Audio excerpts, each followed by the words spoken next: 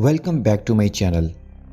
तो दोस्तों आज मैं pirates of the Caribbean part 2 को एक्सप्लेन करने वाला हूँ, जिसका नाम है डेड मैन्स चेस्ट। ये कहानी फर्स्ट पार्ट की एंड से शुरू होती है। फर्स्ट पार्ट के एंड में हमने देखा था कि ब्लैक पर जहाज जैक स्पैरो को वापस मिल चुका है क्योंकि वो कर्ज सबसे खत्म हो चुका है।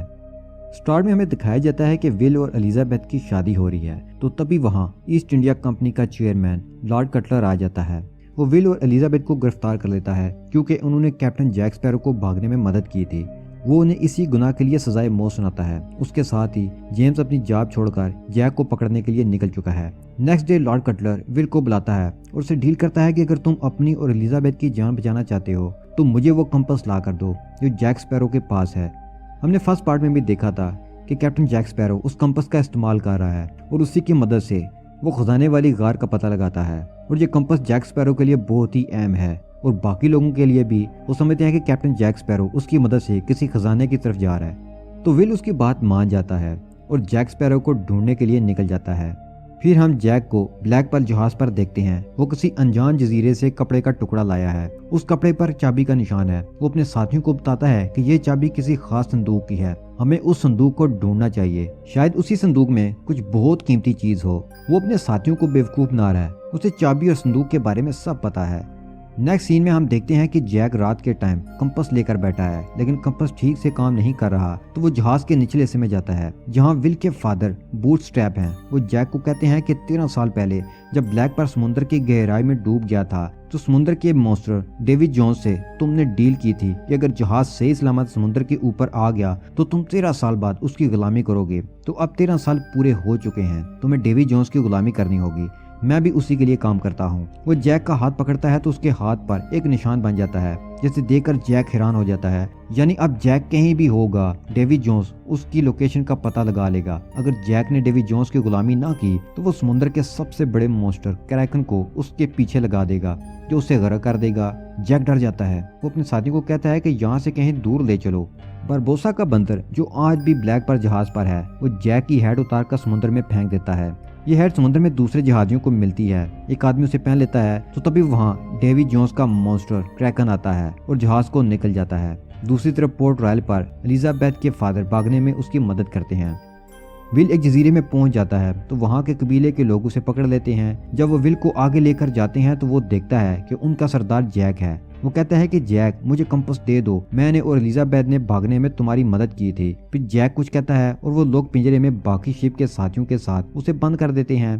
फिर जैक को वो जंगली लोग मारने वाले होते हैं क्योंकि वे समझते हैं कि जैक के अंदर कोई नेक रूह है और वो उसे खाकर नेक हो जाएंगे। तभी एक आदमी आ जाता है और कहता है कि पिंजरे में बंद लोग भाग गए हैं। वो उनको पकड़ने निकलते हैं तो जैक भी वहां से भाग जाता है।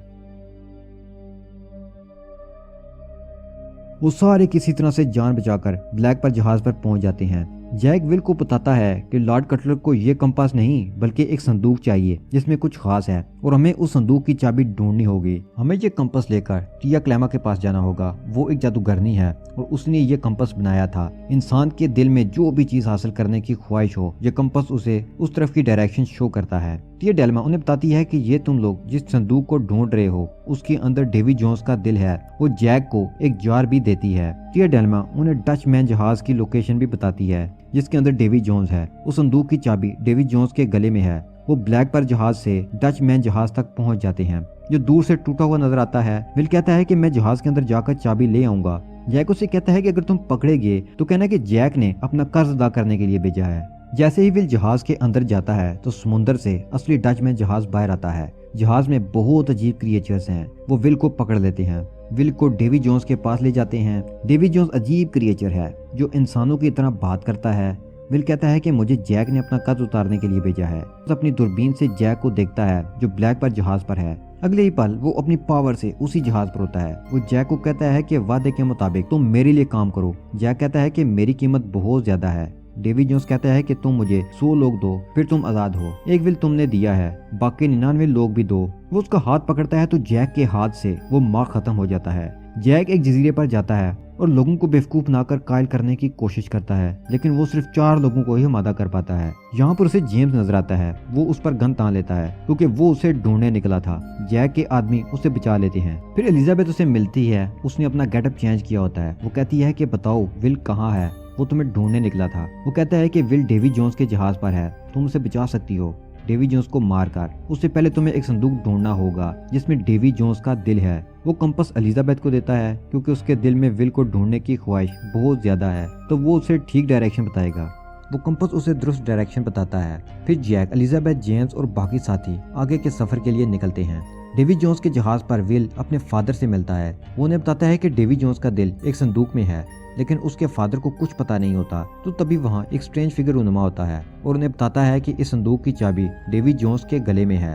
विल जहाज के दूसरे हिस्से में जाता है जहाँ अजीब क्रिएचर्स गेम खेल रहे हैं। वो बदले में अपनी जिंदगी के साथ लगाते हैं।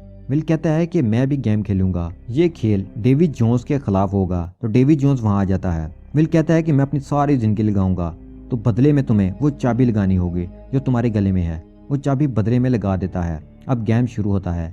इस गेम में विल के फादर भी आते हैं। या विल हारने वाला होता है तो डाइस के बारे में झूठ बोलते हैं। डेवी जोन्स को शक होता है तो वो डाइस देखता है। वो उन्हें सजा देता है कि ताउम्र वो इस जहाज पर उसकी गुलामी करेगा। अब विल को पता चल जाता है कि वो चाबी कहाँ है। इसकी तलाश में वो निकला है। विल के फादर कहते हैं कि डेवी जोन्स सो रहा है, तुम उसके गले से वो चाबी लेकर भाग जाओ, मैं बाकी लोगों का ध्यान भटकाता हूँ। विल चाबी लेकर भाग जाता है।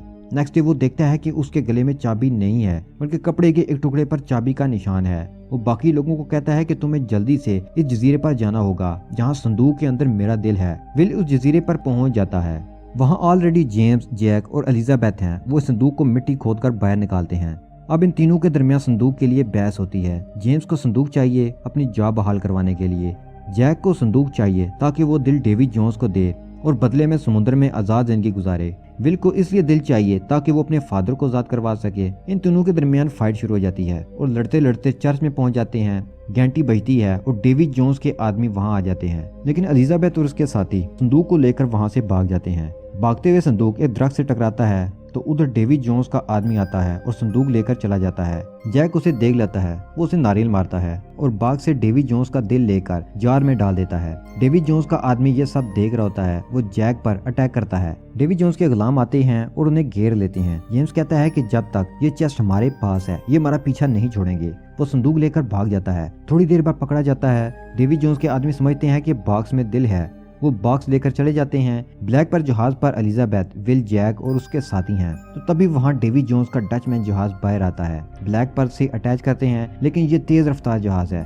विल कहता है कि अगर हम बच निकले हैं तो हम लड़ भी सकते हैं। जैक कहता है कि नहीं, हमारे पास उसका दिल है, हमें डील करनी है, लड़ना नहीं है। तो तभी एक झटका लगता है और उसके हाथ से जार गिर जाता है और उसमें डेवी जोन्स का दिल नहीं होता। विल कहता है कि समुद्र का सबसे बड़ा मॉन्स्टर क्रैकन हम पर हमला करने आया है। क्रैकन उन पर हमला करता है। सब जहाज के अंदर जाकर बारूद भरना शुरू कर देते हैं। क्रैकन जहाज को डुबाने लगता है। तभी जैक बारूद का गोला बनाकर क्रैकन के ऊपर फेंकता है और वो बुरी तरह से जख्मी हो जाता है। जैक सब लोगों को कहता है कि जहाज से चले जाओ, क्रैकन दोबारा हमला कर सकता है। एलिजाबेथ जैक के पास जाती है और उसको हथकड़ी लगाकर उसके हाथ बांध देती है और बाकी सब बचकर निकल जाते हैं। एलिजाबेथ जानती है कि जैक के हाथ पर अगेन वो निशान उभर आया है।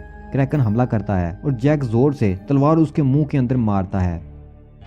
डेवी जोन्स वो संदूक ओपन करता है। गुस्से और दर्द से करा उठता है क्योंकि उसके अंदर दिल नहीं है। जेम्स वो दिल लाकर लॉर्ड कटलर को देता है और कहता है कि अब तुम पूरी तरह डेवी जोन्स को कंट्रोल कर सकते हो, जो तुम चाहोगे वही करेगा। अब जेम्स को वही इज्जत और जान वापस मिल जाती है। विल, एलिजाबेथ और जैक के साथ परेशान होते हैं। वो कहते हैं कि काश हम जैक को बचा सकते। किया डेल्मा कहती है कि अगर जैक और ब्लैक पर जहाज के लिए अगर दुनिया के आखिरी कोने पर जाना पड़ा तो क्या तुम लोग जाओगे? सब हाँ कहते हैं। फिर बारबोसा की एंट्री होती है। वो जिंदा था। वो कहता है कि मेरा ब्लैक पर जहाज कहाँ है। पोस्ट क्रेडिट शॉट में हम कबीले के इन लोगों को देखते हैं जिन्होंने जैक और उसके साथियों को पकड़ा था। वो अपना डॉग वहीं छोड़ाए थे और वो उसी को अपना देव मानते हैं। और यहीं पर ये movie pirates of the Caribbean dead man chest खत्म हो जाती है।